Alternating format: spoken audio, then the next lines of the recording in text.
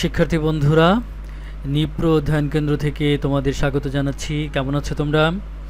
আশা করি ভালো আছো এবং ভালো মতো লেখাপড়া করছো। আজকে আমরা তোমাদের সপ্তম শ্রেণীর ডিজিটাল প্রযুক্তি বই থেকে প্রথম শিখন অভিজ্ঞতা 1 এটা পড়ব এবং পড়ার শেষে আমরা বুঝে বুঝে পড়ব এবং পড়ার শেষে হোমওয়ার্কগুলো করব। আসো তাহলে আমরা শুরু করি।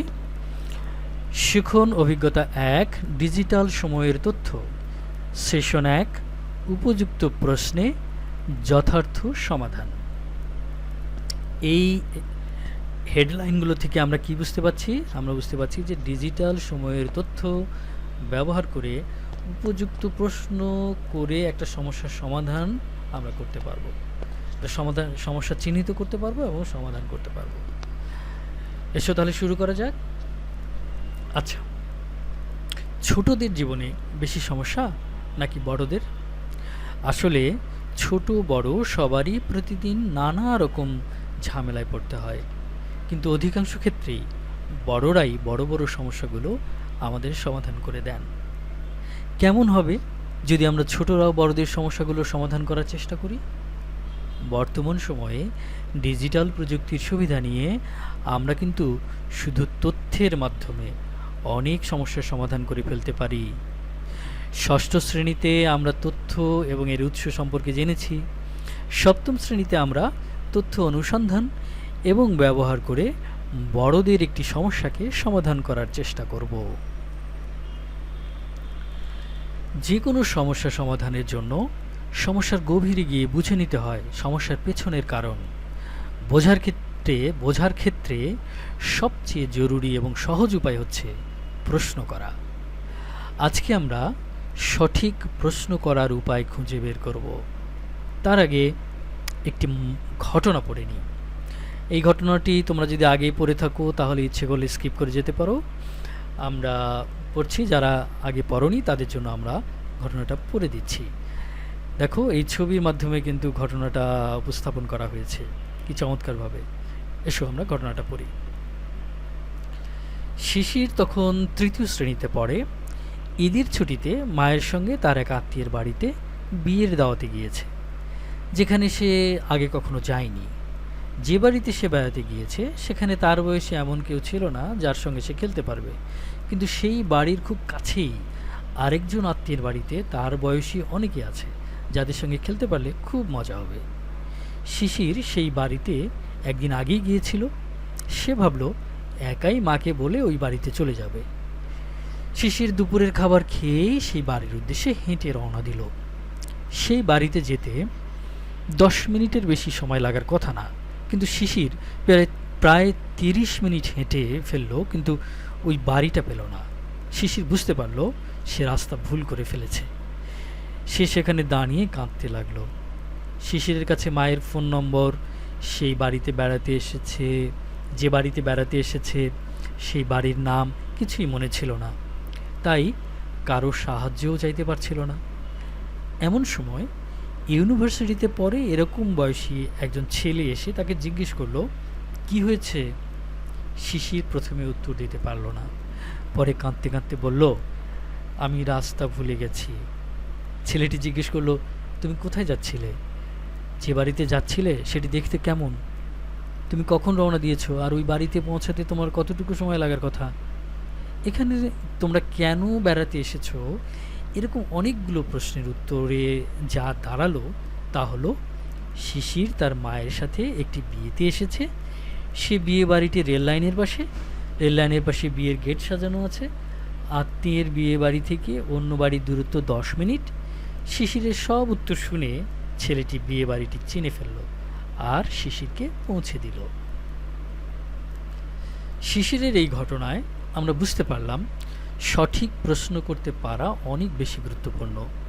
সঠিক প্রশ্ন করতে পারার সহজ উপায় হচ্ছে 6 ক মেনে প্রশ্ন করা।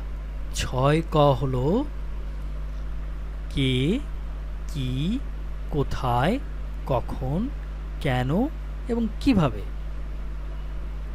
এই 6টি ক মাথায় রেখে যদি আমরা তথ্য অনুসন্ধান করি কিংবা কোনো তথ্য উপস্থাপন করার সময় যদি আমরা এই 6টি ক বিবেচনা করি তাহলে আমরা সম্পূর্ণ তথ্য খুঁজে বের করতে পারবো বা পূর্ণাঙ্গ তথ্য উপস্থাপন করতে পারবো।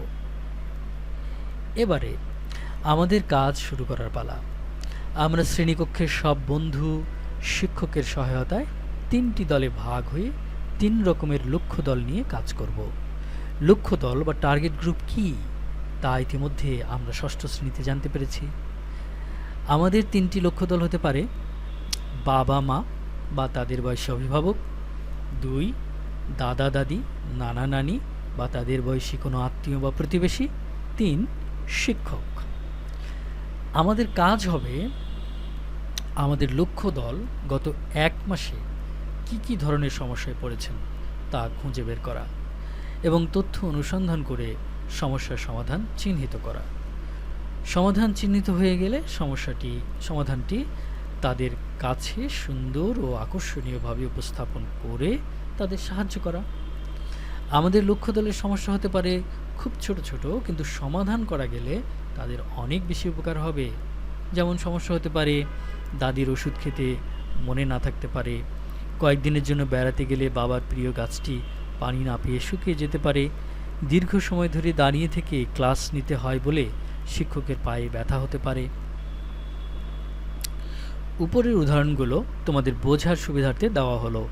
এবার আমরা আমাদের জন্য শিক্ষক যে লক্ষ্য দল ঠিক করে দিয়েছেন সে লক্ষ্য দলের কি সমস্যা, দৈনন্দিন সমস্যা আছে তা তাদেরকে প্রশ্ন করে খুঁজে বের করব।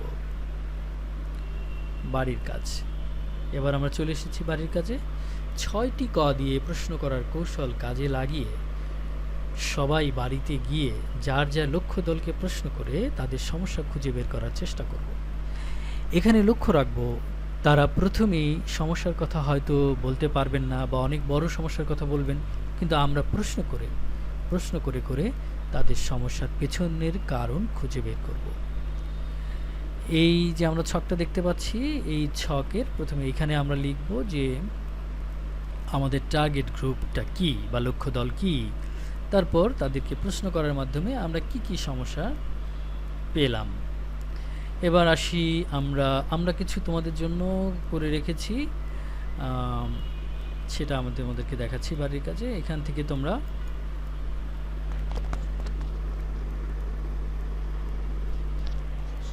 এইখান থেকে তোমরা ধারণা পেতে পারো যে কি ধরনের সম্ভাব্য সমস্যা হতে পারে। যেমন বাবার সমস্যা হলো যে খরচের সাথে রোজগারের ভারসাম্য নেই, তিনি সেজন্য চিন্তিত। মায়ের কোমরে ব্যথা, বেশিক্ষণ বসে থেকে কাজ করতে পারেন না, এটা একটা সমস্যা। দাদিমা সময় করে নিজের ওষুধ নিজে খেতে পারেন না। ছোট বোন সকালে স্কুলে যাওয়ার জন্য সময় মতো ঘুম থেকে উঠতে পারেন না। বাসায় একটি বৈদ্যুতিক পাখা খুব আস্তে ঘুরছে, ইত্যাদি। এরকম অনেক সমস্যা, এক একজনের ক্ষেত্রে এক এক রকমের সমস্যা হতে পারে। তোমরা প্রশ্ন করে করে এই সমস্ত সমস্যা খুঁজে বের করবে। 6 ক মাথায় রেখে, 6টি প্রশ্ন 6 ক মাথায় রেখে তোমরা প্রশ্ন করে করে এই বিভিন্ন সমস্যাগুলো পেতে পারো।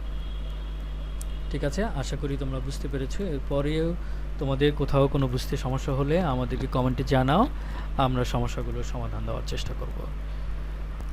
আরেকটি কথা, অবশ্যই ভুলে যেও না, আমাদের চ্যানেলটি অবশ্যই সাবস্ক্রাইব করবে এবং বেল আইকনটি চেপে দিবে, যাতে করে আমরা পরবর্তী ভিডিও প্রকাশের সাথে সাথে তোমরা নোটিফিকেশন পেয়ে যাও। ধন্যবাদ।